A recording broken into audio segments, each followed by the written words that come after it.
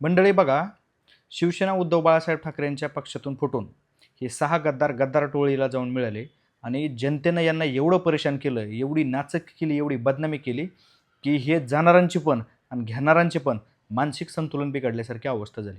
अहो काय शिव्या देत आहे? हा संजय दिना पाटील नावाचा एक साधा टवाळखोर काय सगळी गुंडाचीच भाषा करतो. कारण मला असं वाटतं की तो गद्दार सेनेत गेल्यापासून तिथलं पाणी लागलं की काय आणि हा मारा, बॉम्ब टाका, तोडा, झोडा, कुणाची आई काढा, कुणाची बहीण काढा, असलीच भाषा वापरतो. अहो लाज वाटली पाहिजे.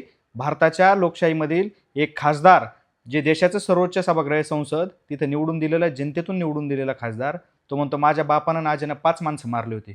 पोलीस काय त्यावेळेस गोट्या खेळत होते की काय? कुठे गेले ह्याचे बाप आजा?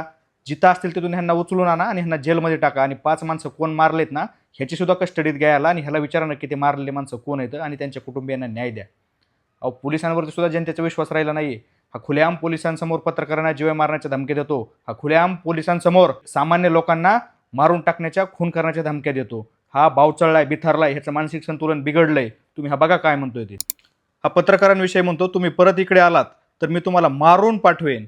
हे कॅमेऱ्यात रेकॉर्ड करा. तुम्ही उगाच माझ्या डांगीत बोट घालू नका. परत आलात तर मारून पाठवेल. हे मी तुम्हाला पोलिसांसमोर सांगतोय.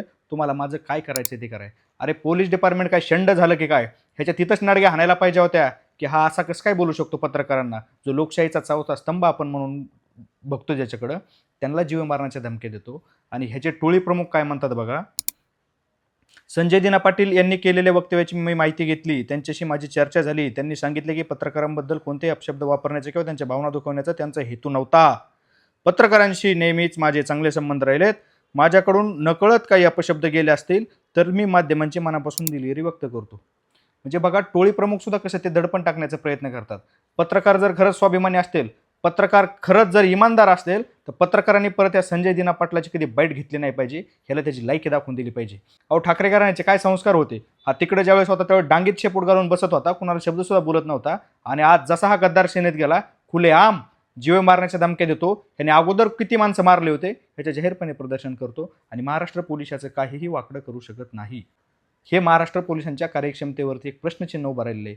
जर महाराष्ट्र पोलिसांना स्वतःचं अस्तित्व सिद्ध करायचं असेल, तो आमदार असो, खासदार असो किंवा सर्वसामान्य कोणी कार्यकर्ता असो किंवा जनता असो, त्याला त्याच्या घरून फरफटत नेऊन त्याची लायकी दाखवली पाहिजे की महाराष्ट्रामध्ये कायदा सर्वश्रेष्ठ आहे, महाराष्ट्रामध्ये संविधान सर्वश्रेष्ठ आहे.